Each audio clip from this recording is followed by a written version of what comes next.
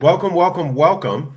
Welcome to our continuing series where we talk to professors, reporters, writers, anybody on the left, anybody on the right, as long as they've looked into the topic of political polarization and can talk intelligently about it.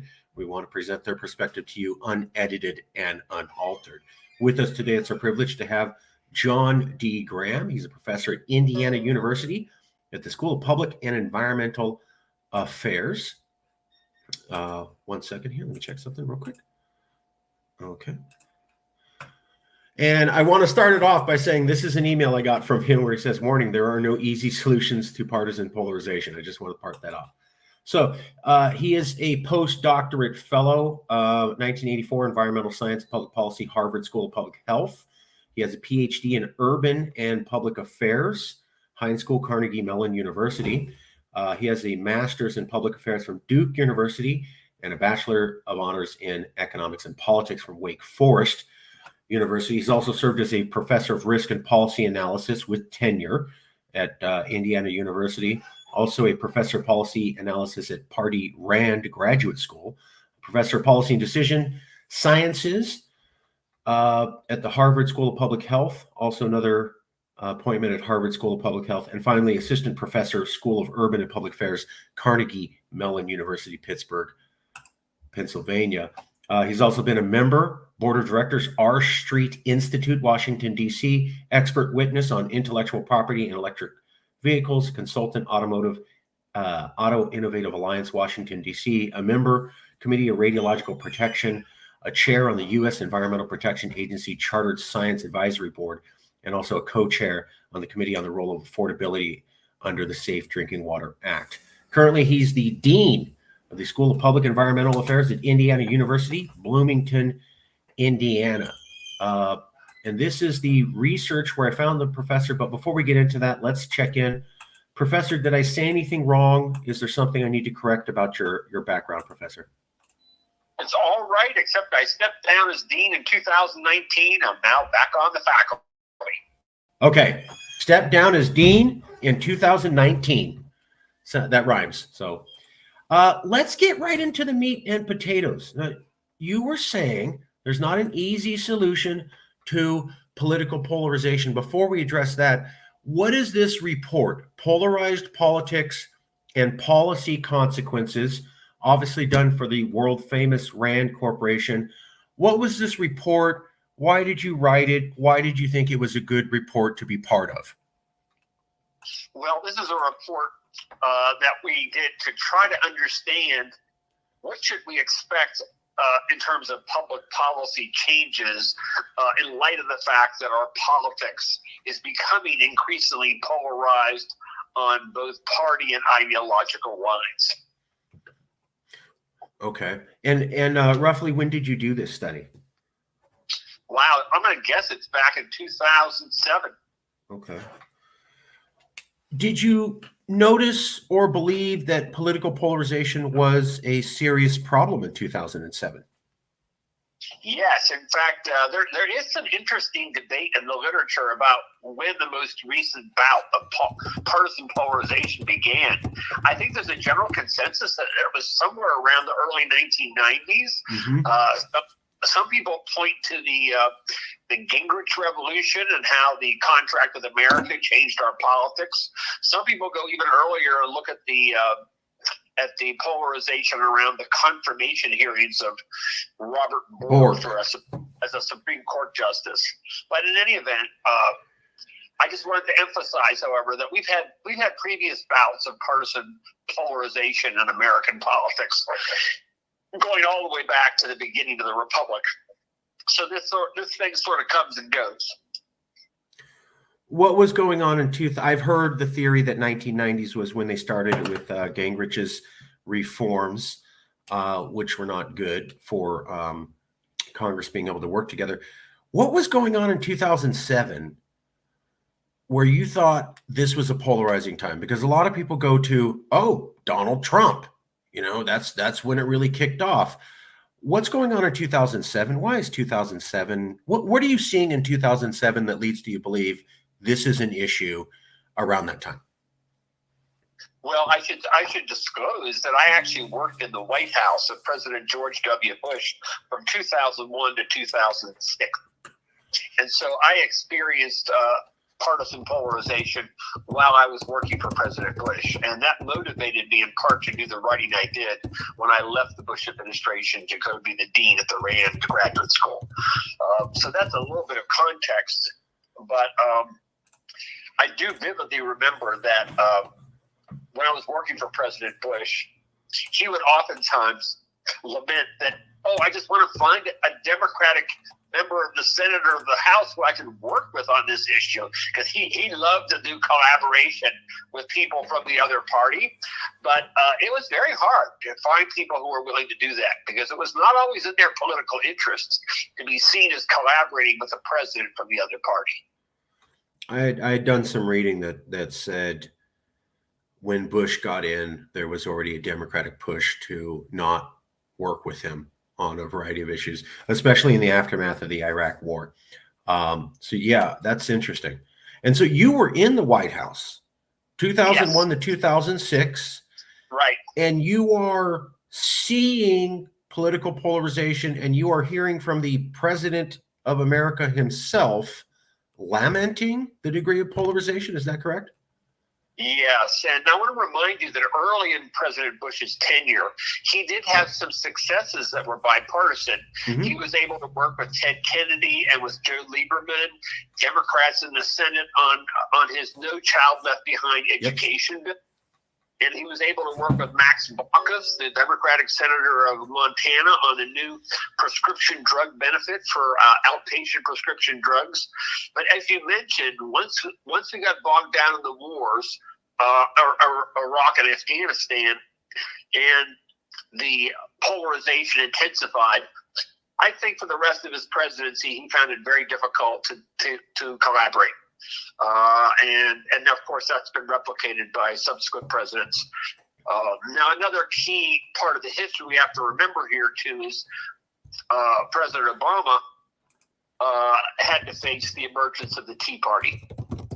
And the Tea Party also made it extremely difficult for any Republican to collaborate with President Obama. So it wasn't just the Democrats wouldn't collaborate with President Bush, it was also the Republicans wouldn't collaborate with President Obama. Does that seem like a sign of government stability to go from one administration? This guy gets elected, the opposition party says, well, we're going to shut everything down. Then that party gets someone elected, and then the other opposition party says, well, we're going to shut down everything you say. Yes. Now, one thing to remember, what's going on here is there's a certain fraction of American voters who they really like presidents who get things done. And they don't necessarily have that strong of opinion on the issues, but they feel it's important that the president be doing things. And as a consequence, presidents get political benefit from bipartisan legislation. And the other party has begun to realize this. And they do their best, particularly the leadership of the opposing party in Congress, they do their best to deprive a president of those bipartisan victories. Right. I want to get to the solutions, but first I got to ask you the section on negative consequences. Among the negative consequences of polarization, legislative gridlock is one that is most commonly mentioned that has received considerable study. The so-called gridlock hypothesis asserts that polarization is a contributing factor to increased gridlock. Gridlock has been defined, blah, blah, blah. Using this measure, it appears that gridlock rose between 1940 and 1990s. Additionally, you also mention another key aspect of gridlock hypothesis is the rapidly diminishing number of centrists in the House and the Senate. You had mentioned before, yes, we've had periods of polarization. Is this period of polarization we're going through now bad? Is it significantly bad? Can we say that? Or can we just say, hey, we lived through the Civil War. We lived through the 1960s. We have good times. We have bad times. Nothing to be worried about, people. Just go home and live your lives. Which one seems more appropriate to somebody studying political situations here in America today? Well, let me start by saying that this period of polarization is different from virtually all of the other previous periods of polarization. And the ways in which it's different are that the previous bouts tended to revolve around one dominant issue: war or peace, tariffs, civil rights. Now, what's different about the current bout about a polarization, and the political scientists have a fancy word for this, they call it conflict extension. And what that means is that the two parties have become polarized on numerous issues rather than one dominant issue. So you'll see in Congress party line voting on, federal spending, abortion, war and peace, environment, all these various issues. So one of the reasons I do believe it's a troubling period in our politics is it's very difficult to make progress on issues when you have this conflict extension. So we did have polarization in the past, and it was bad and not good. However, maybe not getting into if this is worse or yet, but this is definitely different. And one of the things that you find troubling is that in the past, we might be polarized on a issue, the Vietnam War, the Civil War. Now we're polarized on 20 to 30 different issues into two separate blocks. Is that a fair summary? That's right. Conflict extension. And so it is bad, and it is preventing Congress from operating well. Let me go to the red meat of this interview, and we're going to get into the solutions here in detail. But why did you say there are no easy solutions to partisan polarization? What did you mean by that, and why say that? Well, I think that when we discuss a problem in our politics, it's very natural for people to say, well, what's the fix? Well, the reason there isn't any easy fix is because the root causes of polarization are multiple, and they relate to very profound changes in our country that have caused our political parties to behave differently than they used to. And it's not easy to sort of unwind that process. I'll give you one very concrete example. Please. The South used to be represented primarily by Democrats. And they were a moderate and conservative influence in the Democratic Party. A lot of people, including my students who I'm teaching today, they don't realize that New England used to be a hotbed of Republican strength. Right. And Republicans in New England were a more moderate, in some cases liberal, think Nelson Rockefeller or John Heinz from Pennsylvania, and they were a moderating influence in the Republican Party. So what has happened in the last 50 years since the Nixon presidency is the South has gradually, particularly white voters in the South, have gravitated to the Republican Party. And that has made the Conservative Party even more conservative. And then New England has gravitated toward the Democratic Party, making the more liberal party even more liberal. And it's not easy to unwind this kind of thing. So this is a pretty gradual but steady and powerful change in our country. I think what you're referring to is called sorting. I've seen professors mention that you used to have people across America, they were Democrat or Republican, and now you have this whole state is mostly Republican. Almost everybody votes this way. All the liberals have either left or they're quiet. Other conservatives have moved into that state, making it super conservative and very not liberal, and they vote a certain way every election on every single issue. And this is a pattern that's been developing since the 1970s, or maybe since the 1990s, at least, where people are sorting into two separate, clean ideological camps. Is that a fair summary? Yep. So the sorting. And when you say, hey, it's not going to be easy to undo the sorting, I think what you're getting at, please correct me if I'm wrong. That's why we do the show. I love being corrected. I want to learn is people have been sorting for 3 decades or since the 1990s, 40 years. You're not going to undo that in a year or two, and you're not going to do that with a simple rule change. Like, hey, can you 100 million Americans move back to where you used to come from, or just be more open to the other side?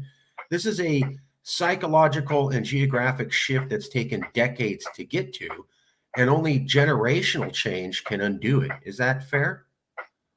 Yes, it says it's probably going to have to be gradual in order to turn it around. There's not going to be one simple little institutional reform like getting rid of the electoral college or something like that, and all of a sudden we'll be back to where we were before. So there isn't a simple fix that'll put Humpty Dumpty's back together with all the King's men? Nope. But I did notice when I worked for President Bush that he had a couple strategies that he used that he had a modest amount of success with, and they're probably worth mentioning. Please. So one thing the president can do is they can look at the senators and members of Congress from the opposing party, but who represent competitive districts or states. Think Pennsylvania, Ohio, Florida, Colorado, Nevada. And then when he's looking for collaboration with a person from the opposing party, he can identify some of the representatives from those competitive states and districts, and then get on the airplane and fly to the capital city and have a press conference and say, hey, I'm President of the United States, and I would really like to reach out to Senator Baucus here from Montana because I feel he's a reasonable person and I'd like to work with him on these issues. Clever. So he bypasses the national media completely and just goes directly into the local media. And at the same time, of course, the White House Legislative Affairs staff are reaching out to Senator Baucus's office, alerting him that they're going to be coming to his state. They don't want to embarrass him, but they want them to know that, by the way, we're going to let your constituents know that the president wants to work with you. Oh, clever.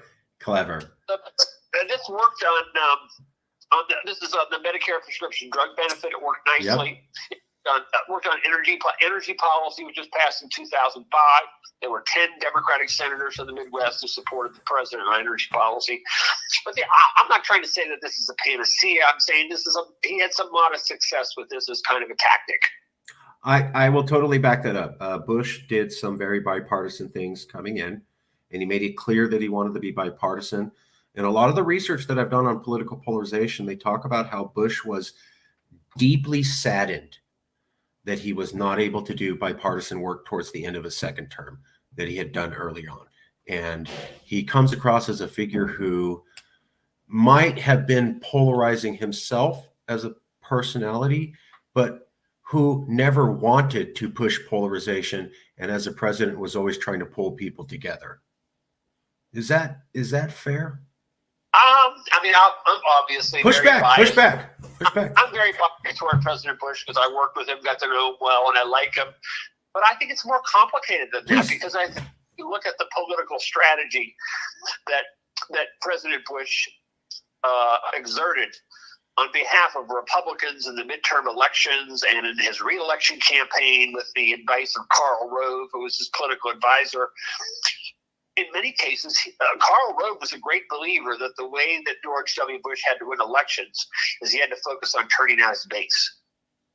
Right. That if there weren't enough undecided people in the middle that you could try to persuade to come your way, you had to really energize. And as a consequence, President Bush had a variety of initiatives that were quite divisive, but were designed to generate enthusiasm from his base. So I think it's a complicated story. I don't think it's... Obviously, President Bush wishes he would have had more bipartisan legislative victories, so forth and so on. But President Bush also knows that he played the partisan card aggressively, both to get himself reelected and to get Republican members of the House and Senate. And so even when he was running, Karl Rove, Bush's brain, his campaign manager, was saying, we got to focus on the base. There's just not enough undecided voters out there. Right. Okay. Karl Rove has written a lot about this. He's been very articulate about it, explaining why. Because the old view of politics was that there's 30% people who are liberal, 30% are conservative, there's 30% in the middle, and everybody's fighting over the people in the middle. Right. Rove did not agree with that. And his strategy, while controversial, got Bush a win, repeated wins. And I've read some stuff where they said that Barack Obama's campaigns did the same thing, where they didn't publicize it, but they said our strategy is to focus on the base. It's not to get undecided voters. So that would be like Bush going right into Obama, where their advisors are saying the game's changed. It's not like you said in the old school where there's a third of the population that's undecided. There are no undecided voters, or there's not enough of them. Your best strategy is really not to try to reach out to voters who don't like you already, but just to focus on voters who already do. Obviously, Obama was extremely effective with young people, with people of color, and energizing them to vote, and it just overwhelmed Romney and McCain. And we're going to get to the we're going to get to the strategies, but I have to say something. As a Latino, we hear a lot, and this is, I'm not going to digress, but I'll just say this briefly. There's a lot of theory that all Latin people are liberals. That's not true. I'm here in California, and I might be more liberal, but I have family in Texas, and they're Mexican too, and they're just as conservative. And George W. Bush did outstanding at reaching out to Latino voters. I think it was damn near close to 50-50. He really put that on the margin that Latin voters can be reached out to by Republicans or Democrats. And so I just wanted to comment that he was quite excellent at trying to reach out to that group and make them feel included. Well, you may remember that President Bush really wanted, in his second term, he wanted to do a comprehensive immigration reform package. And he had very strong support from the Hispanic community, and he worked with some of the Democrats, but it was the Republicans in the House of Representatives who shut him down. He couldn't get his own party to back it. So I think you also have to remember that George W. Bush was a former governor of Texas. He had developed a very strong relationship with the Hispanic community long before he came into the White House. Yeah. So, I worked on a couple of issues where it was made very clear that, this is part of our constituency. And a lot of people my students don't understand it. They think, oh, these Hispanics, they're all Democrats. And that, as you say, it's just really not true. Not true. And it's an opportunity for the Republicans if they choose to do it. But then there's a whole other wing of the Republican Party that would prefer to spend the time galvanizing their traditional white voter base. Yep. I've noticed that. I hope diversity wins out. Also, there was Mayra Flores out of Texas, who was a conservative. And when she won, boy, the Democrats were mad because it defeated their narrative that all Latinos and all Texas Latinos were going to become Democrat. Mayra Flores was very conservative and won.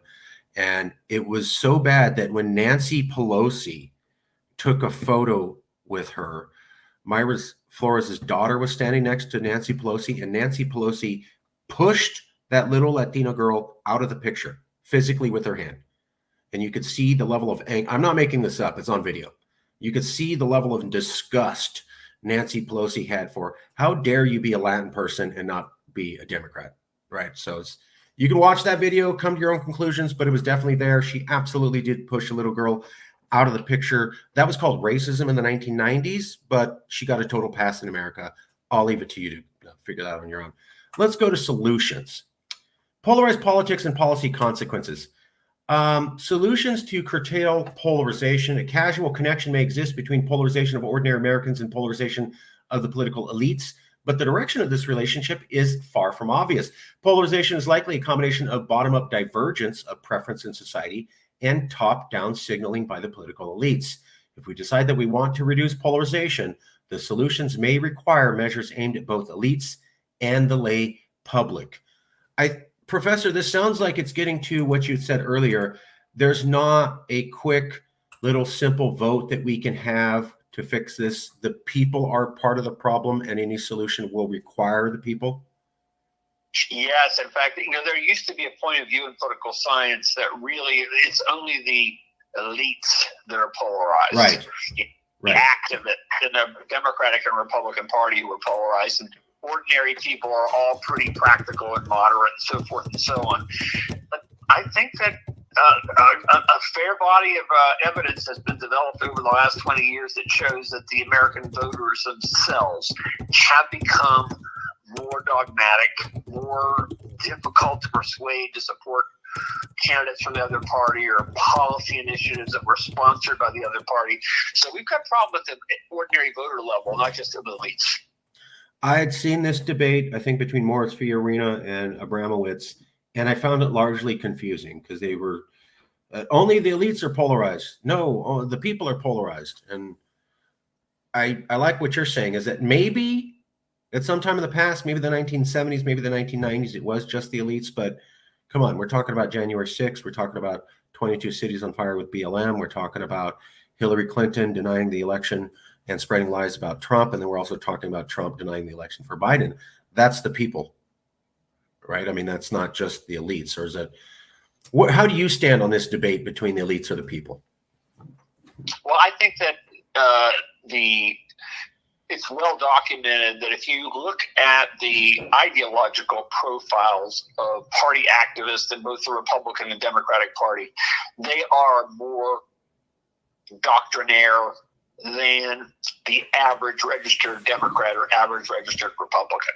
So no question about it. This is why in the primaries, it's very difficult for the more moderate candidates to win in the primaries, because the primaries are dominated by these very doctrinaire voters, except in states that allow independent voters to vote in the primary. So you look at this New Hampshire primary coming up. My guess is you're going to see Nikki Haley do a lot better there than she does in Iowa, where the caucuses are really oriented toward the party, Republican Party activists. Mm. So that's one minor kind of peek at a possible solution is allowing at least independents to vote in these primaries of either party. And then there are some states that I think allow anybody to vote in either primary. I don't think that's very common, but I think there are some that allow that. Anything that moves in that direction will give the more moderate candidates a chance to win primaries and get the nomination.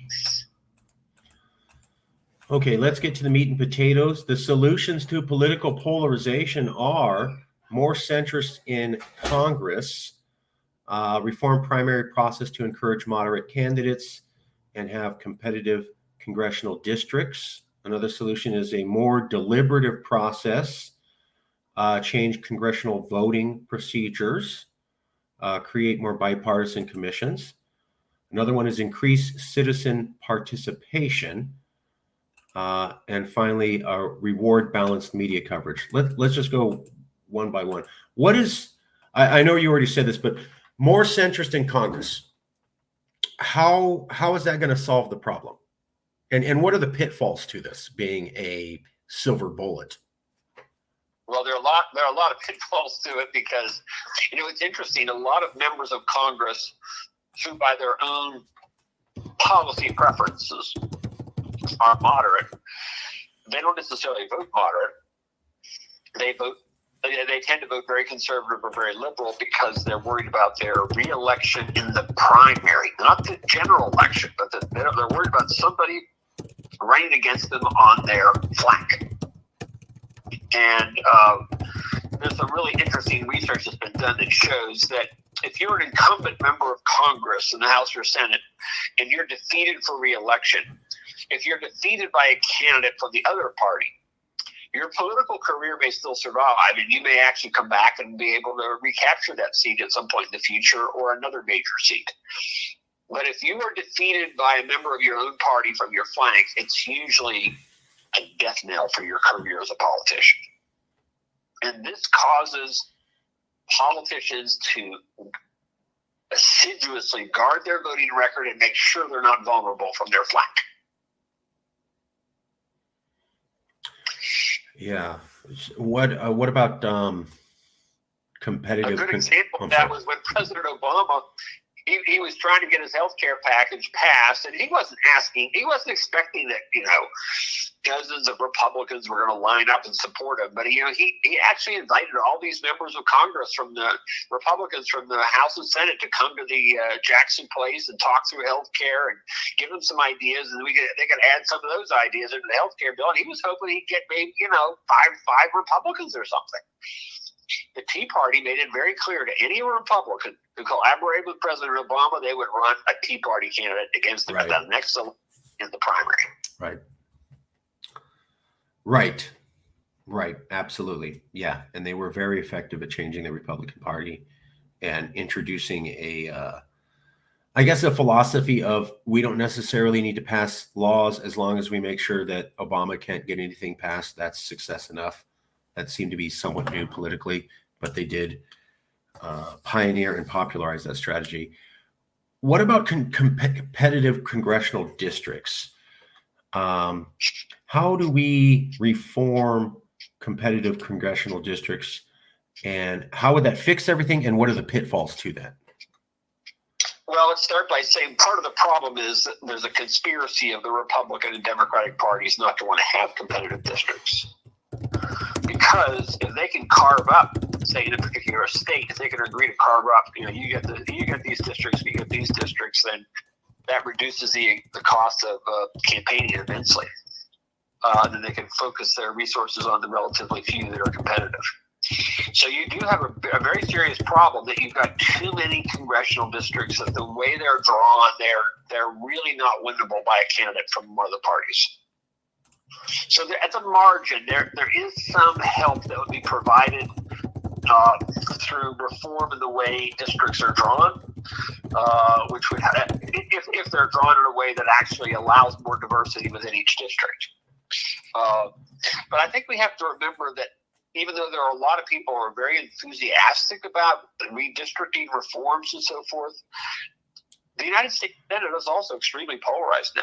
It's not just the House of Representatives. Thank you. And the Senate has become just as polarized at the same time that the House has. It actually started, I think, in the House, and then it spilled over into the Senate. So it's not obvious that the way that districts are drawn in the House is a powerful variable. It's probably just at the margins. I appreciate you bringing that up. Yeah, I'd heard that. A lot of people said redistricting. And then when I was doing reading, they go, well, explain the Senate. Can't redistrict the Senate. It's the state boundaries. So how are they polarizing at the same level in the House? That's fascinating. And then also what you're pointing out is if people in Congress are there because of these safe districts, why would they want to get rid of that? I mean, they have people in power, and it's easier for them to spend limited resources on safe districts rather than actually have to compete. Right. That's the same reason why big companies like to merge and get more market share. It's the old antitrust problem, no competition. And finally, we have, even if you got moderates in Congress, they don't vote moderate because they're worried about being primaried. Right. So it's just not a function of the belief systems of these candidates. It's their incentives for how they vote. And you have to be able to change the incentives. It's not just changing the people. It's fascinating. A more deliberative process. If polarization is damaging to meaningful debate, then a solution might be to encourage a more deliberative process in Congress. Change congressional voting procedures. Encourage more open rules and fewer filibusters on policy matters. Introduce institutional mechanisms to expand the time allotted for formal deliberation and create more bipartisan commissions. Tell me, how is this a solution, and what are the pitfalls to this solution? Well, let's take the filibuster, for example. A lot of people, that debate has been framed as either we retain the filibuster or we eliminate the filibuster. But if you look back at the history, it used to take 67 votes to invoke cloture and stop a filibuster in the Senate. That was then reduced to 60 votes.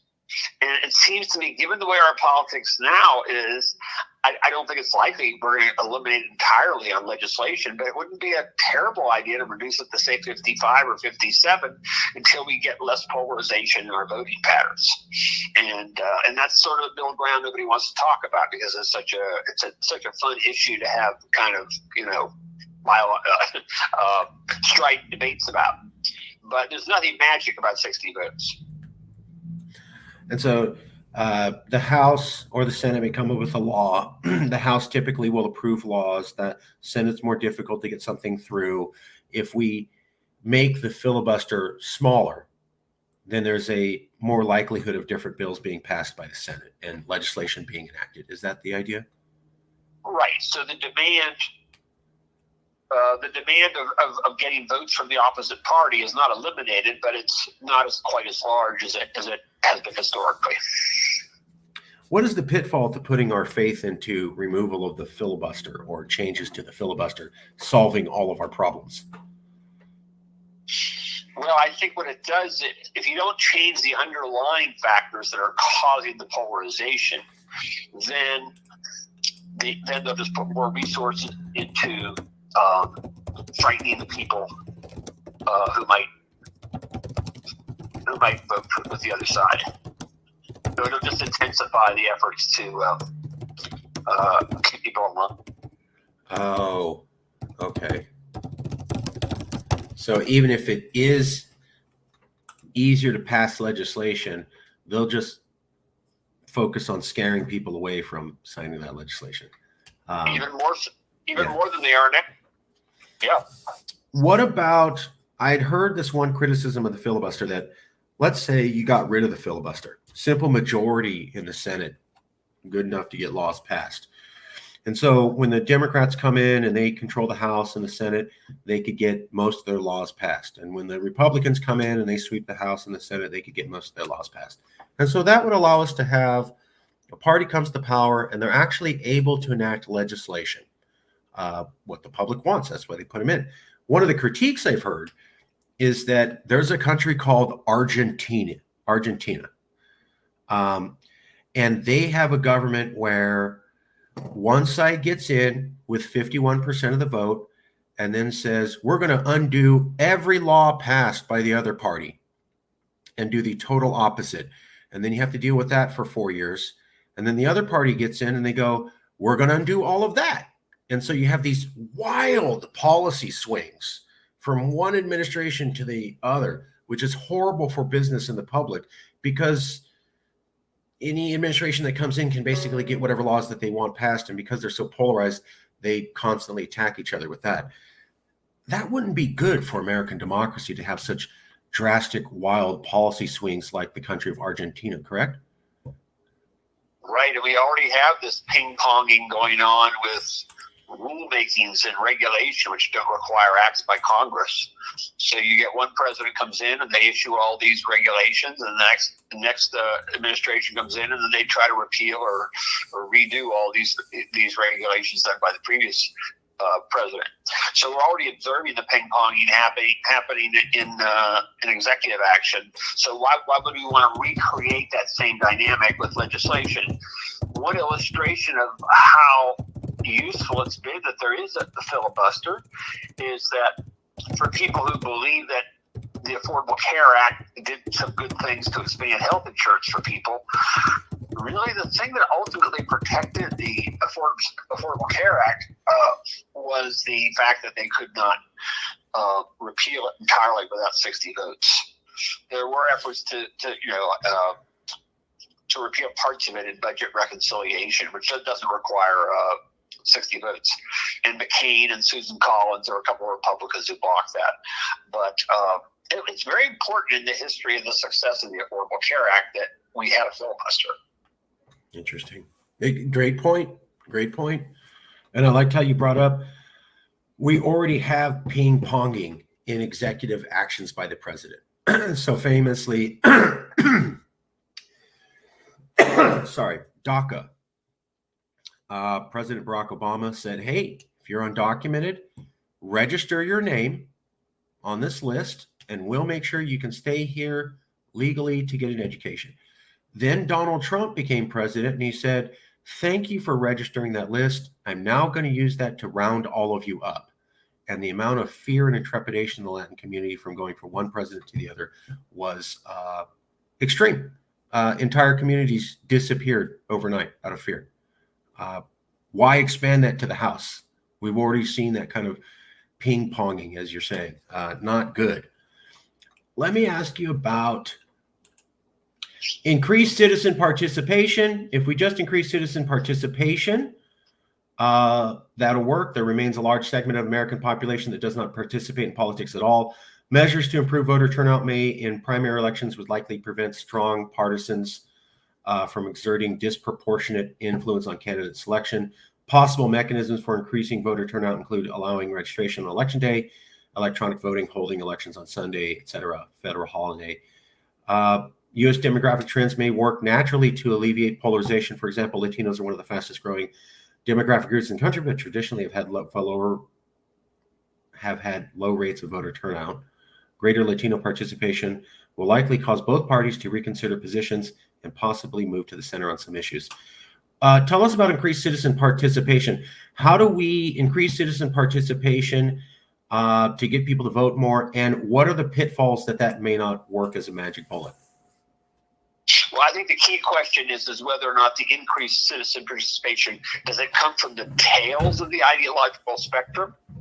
Or does it come from voters that are more centrist and who are more interested in having politicians collaborate with politicians from across party lines? The parties and the campaigns tend to have an incentive to increase participation among people in the tails because they know exactly how they're going to vote, and every dollar they spend going after them is a return in terms of trying to get more votes for their side.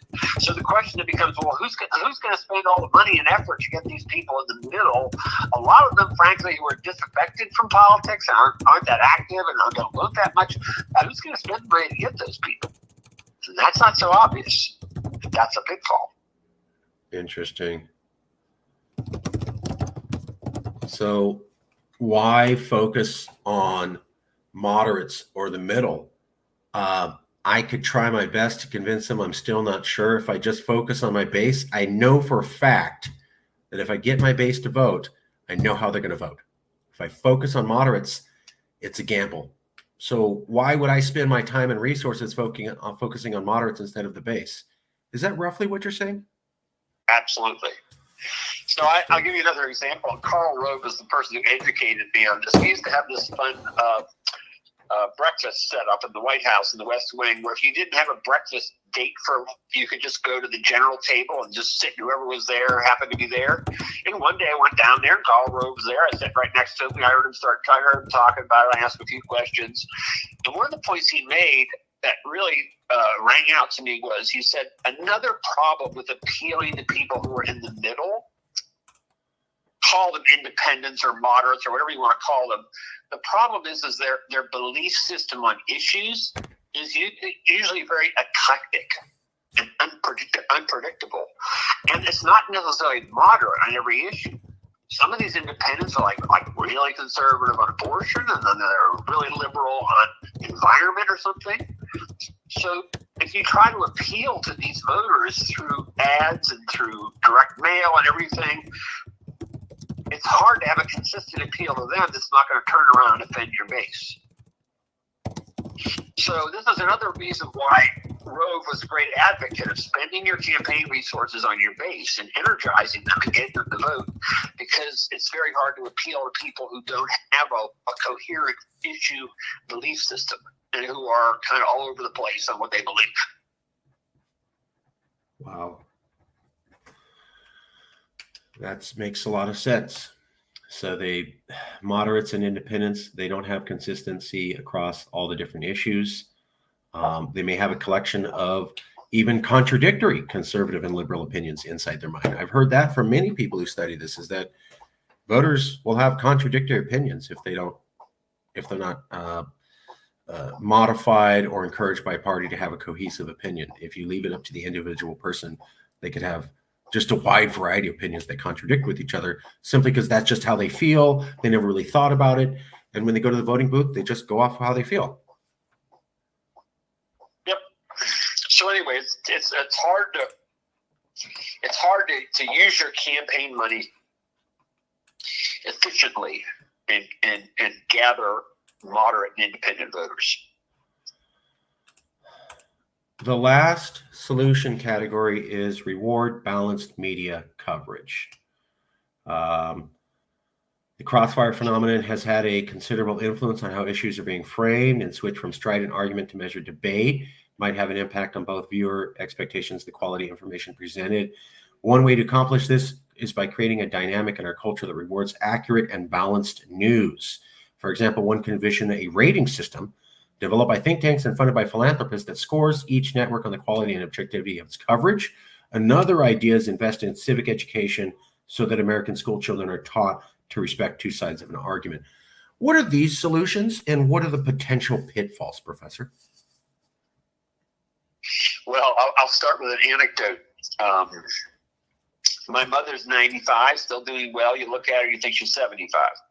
My father passed away several months ago at the age of 95. Wow. They lived down in Florida, and I would go down and visit them. I walk into the condo, television is on.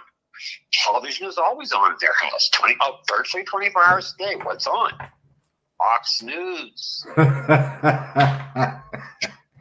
Then we go down the elevator, and they have a friend who's early 90s, and she has the television going on there, but it's CNBC or I forget exactly what it's all. So it's this problem where you've got the segmentation of the media, and people listen to the kinds of news that's comforting and reinforcing of their general orientation and value system to start with, and it reinforces that. When I was a young boy, there were only 3 networks. I mean, there was NBC, ABC, and CBS, and they were all trying to get the same people. It was totally different. Right. So I think the media is a big, big part of this issue, but it's not so obvious how you tweak that system, because you've got owners and money around these different fragmentations. And it's not obvious who has the big checkbook that's going to be willing to make the kind of investment you would need to have a serious alternative balanced media, for example. At least that's not obvious to me who that is. There are some nice, modest little things that are going on that I like. Washington Post has this little fact check thing where they take at various times they'll take a statement their politician makes, and then they'll do a little research and do a little, hey, was this factual or not? Sure. And it's definitely true, probably true, whatever it is, that sort of thing. I think things like that they're constructive. Their impact is probably very modest, but I think things in that direction need to happen.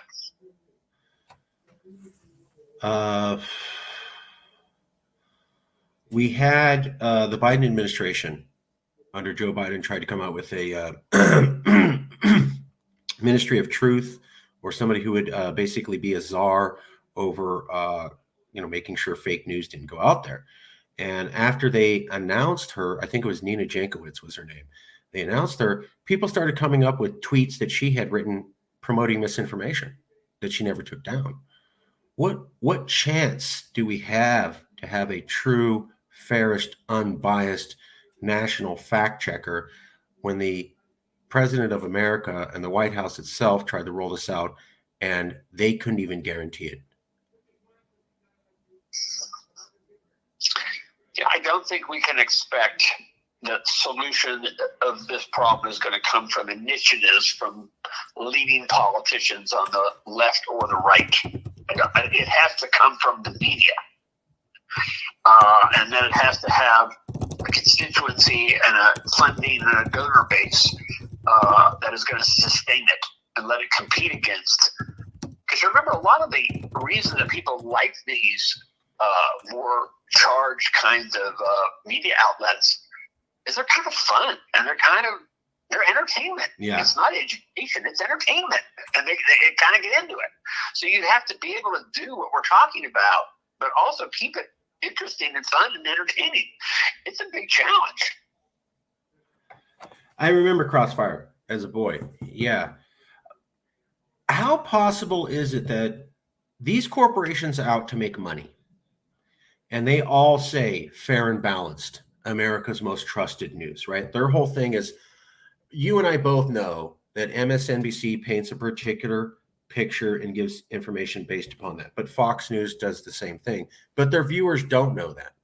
So, for example, my stepmom watches MSNBC and CNN all the time, whereas my stepdad watches Newsmax and Fox exclusively. Both of their networks tell you honest information. You know, we're giving it to you straight. The other guys are liars. How possible is it that we could have a rating system out there that would be accepted by the American people that would say, you know, Fox, you weren't as fair today, and CNN was a little bit more fair? I could see these corporations saying, you can't say how fair we are because that hurts our ability to market to our customers. Or we're going to fight that every step of the way because we don't want anybody saying conclusively that we're not accurate. I find both MSNBC and Fox to be inaccurate on a good amount of information. How would we do that? How, is it possible to get corporations to bow to some sort of universal gatekeeper and accept whatever rankings they give? Or would they fight that because it affects their bottom line? I think they'd probably fight it, but let me give you an analogy that shows the pitfalls. You know, the American Bar Association used to be a respected body that would provide evaluations of the qualifications of nominees to the Supreme Court or to the lower courts. And it got to the point where the conservatives were so suspicious of the American Bar Association that basically they developed their own organizations to do their own evaluations. Right. The Federalist Society, I think. For example, the Federalist Society. Right. And now it's gotten to the point, if you're a Republican and the person gets a good rating from the ABA, but a bad rating from the Federalist Society, it doesn't matter whether they're nominated by a Republican or Democrat, they're going to be suspicious of them. Right. So these, it's hard to imagine a sustainable, objective rating system, whether it be on media or on nominees, that can withstand the powerful polarization forces that are the underlying cause of these problems. And this is what I mean by there is no simple little tweak or fix that's going to solve this problem. That was why I wanted to cover the solutions, was that I've seen a lot of reporting in the news and by politicians and by some professors who say the opposite. Oh, if we just did media reform, if we just got rid of social media, if we just got rid of gerrymandering, if we just got rid of primaries, you know, everything snaps back into place. And to hear from you, hey, I've looked at the solutions. There's reasons why all of these may not work. I mean, maybe they will, but there's also good reasons to believe that you'll have problems getting more centrists in Congress, that you'll have problems creating more deliberative process in Congress, increasing citizen participation, and having more balanced news coverage. And it was good to have a conversation with you because you were able to say, here's what we can potentially do, but here's also reasons why it may not work. I don't see many people in this discussion space acknowledging that.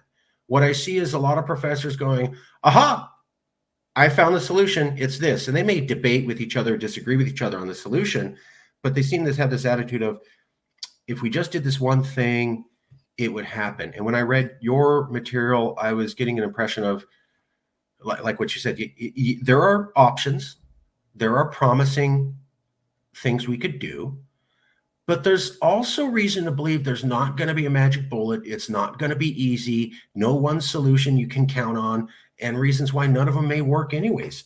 Why is that opinion that I found in your report, in my opinion, so rare? Why do we have so many people saying, here's the solution, it's going to work? And yet in your report, I found somebody saying, here's the solutions, and maybe they could work, but here's reasons why they're not. I just don't seem to see people having this honest conversation about the pitfalls of how our magic solutions may not work at all. Well, to be honest, I think that a lot of people are frustrated with the polarization, and they're just looking for anything that is directionally helpful. In fairness to those people, they're just really frustrated with the condition of our politics today, and they're thinking we should try anything we can. And maybe they even overstate a little bit how effective some of these measures would be in the interest of trying to get some kind of innovation that moves us in a different direction. But I think you're right. I think there's too much. I think it's kind of naive idealism to a certain extent. People who really believe that they don't really appreciate how deep the problem is in terms of its underlying sociological, economic, and political causes. So they really think you can overwhelm those things with these little tweaks. And I just don't think that's realistic. That is the conclusion that I've come to. Interviewing a lot of professors, I've seen all the different solutions, but I found that for every solution, there was another reason to believe it may not be the right one. For example, gerrymandering. Everybody's out there saying fix gerrymandering. Politicians, professors, news reporters, smart people, journalists, New York Times, Washington Post. And then you bring up, yeah, but the Senate can't be gerrymandered, and it was polarized too. Maybe gerrymandering won't work. I don't see them bringing that up. I just see them bringing up, here's gerrymandering the problem, and here's why we think it could work. And they're not really talking about the pitfalls to some of these solutions. And I find that to be misinforming the public, making them think this is an easy problem to fix. If we just had one bill to get rid of social media, it'll go away. And what I'm finding is it's a lot like what you said. This is a society problem, and it has been developed over decades. And it will take a long time and millions of people participating to actually undo it. And yet when I read the New York Times and Washington Post talking about polarization, there's, in my opinion, almost no mention of sorting, and that it goes on from the 1990s, and that it's indelible, and that it might be really hard to undo. And the previous bouts of polarization, they didn't necessarily get solved by intentional actions of key players. In one case, it was simply World War II. That's a good point. I mean, World War II forced the country to come together because we had to deal with Hitler and the Japanese. So, and then sometimes it works out of its system. So through the 1950s, there was still, at least in domestic policy, there was still a good bit of bipartisan activity, even after World War II. So it's important to realize that we won't necessarily get out of this thing just by pressing certain buttons. External events will induce the country to have to come out of it. Okay. Thank you. You've been fascinating. I really appreciate this. Okay, winding down.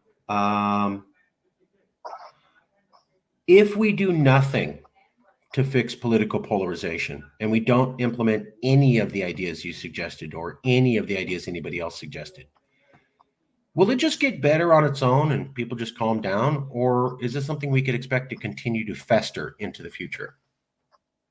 Well, it will definitely fester into the future, but I think you're going to find presidents have an enormous stake in developing their legacy as somebody who was effective and did something for the country.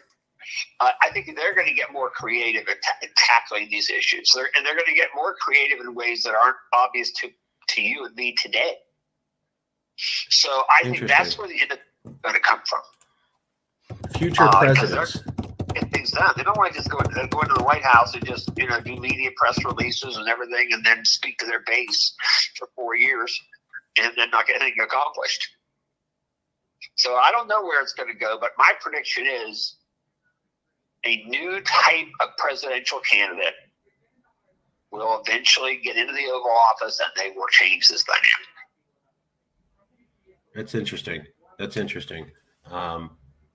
It won't be Donald Trump. It won't be Joe Biden, but it's going to be somebody else, and it may not be this time. May not be next time. Maybe 3 elections from now. Thank you for that. Yeah, because I found Trump was a polarizing figure, in my opinion. However, I also found Biden to be a polarizing figure. And I've gotten into many debates with people where I said, when Joe Biden went on television at night with a blood red backdrop and 2 active duty Marines and seemed to call out 60 million Americans as enemies of the state, no, I don't think that was good for cohesion. That was not. It, in fact, scared moderates and Democrats. And he did that. And he wasn't criticized for that. And I'm like, okay, well, that's 2 presidents in a row kind of calling the other out. We also have examples of Trump wouldn't visit certain liberal states and he wouldn't send money there. But then the question was, okay, well, what about Palestine, Ohio? Biden would not visit it at all. Why? They never voted for him. Now, he didn't say that's why, but Trump didn't also say, I'm going to make sure to punish states who didn't vote for me. But it seems to be a pattern of two presidents in a row saying, if you didn't vote for me, I really don't want to do anything for you. And I'm going to go ahead and call out the other half as basically the worst kind of people ever. That's horribly destructive. You believe that we might have future presidents, maybe not this next election, but in the future, who will recognize that's bad behavior and not to engage in it on both the Republican and Democrat side? Well, it may be a view that it's bad behavior. I doubt they'll be that Catholic. Thank you. I think what they're more likely going to do is they're going to say, I actually want to get more legislation done. I've got an agenda that I want to get accomplished, and I can't get there with this setup.